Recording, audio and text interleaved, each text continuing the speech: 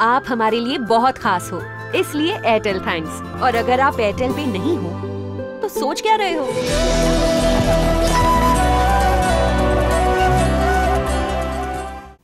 माझ्या बापाला काही झालं असेल तर त्याचा जीव घेईन, ग्रामविकास मंत्री पंकजा मुंडे यांचं बीड येथे वक्तव्य।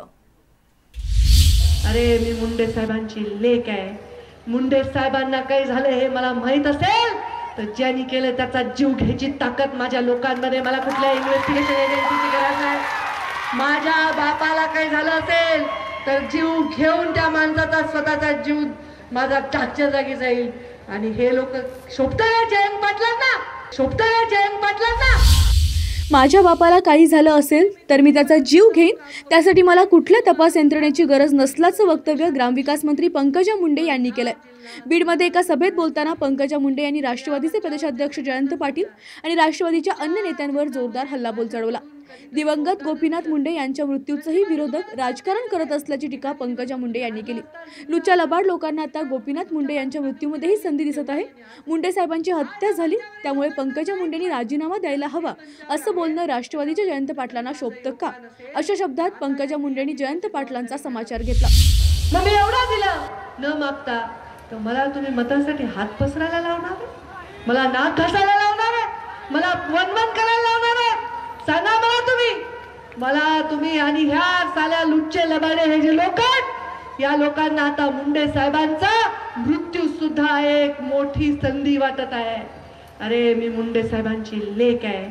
मुंडे साहेबांना काही झालं हे मला माहित असेल तर ज्यांनी केलं त्याचा जीव घ्यायची ताकद माझ्या लोकांमध्ये, मला कुठल्या इन्व्हेस्टिगेशन एजन्सीची गरज नाही। माझ्या बापाला काही झालं असेल तर जीव घेऊन त्या माणसाचा स्वतःचा जीव माझा टाकच्या जागी जाईल। आणि हे लोक शोभताय जयंत पाटलांना, शोभताय जयंत पाटलांना। ते म्हणतात की पंकजा मुंडेंनी राजीनामा द्यायला पाहिजे कारण मुंडे साहेबांची हत्या झाली।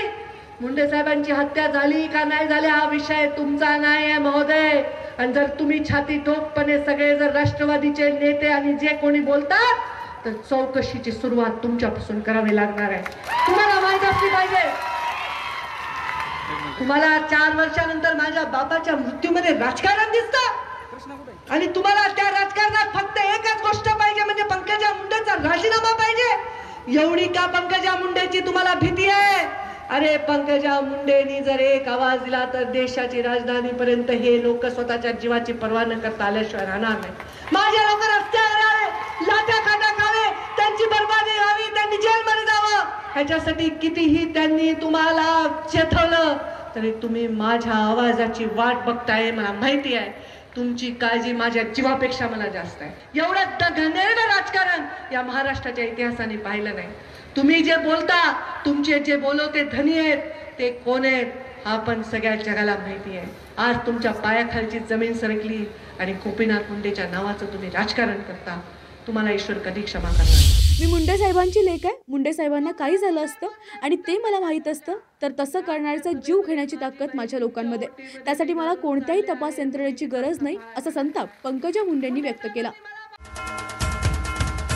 जातीयवादाचा मारेकरी, कष्टकऱ्यांचा सहकारी, पाण्याच्या दिंडीचा धारकरी, परिवर्तनाचा वारकरी, डीडीसी बँकेचे संचालक व जिल्हा परिषद सदस्य, जत तालुक्याचे काँग्रेसचे नेते माननीय विक्रमसिंह सावंत यांना वाढदिवसाच्या हार्दिक शुभेच्छा।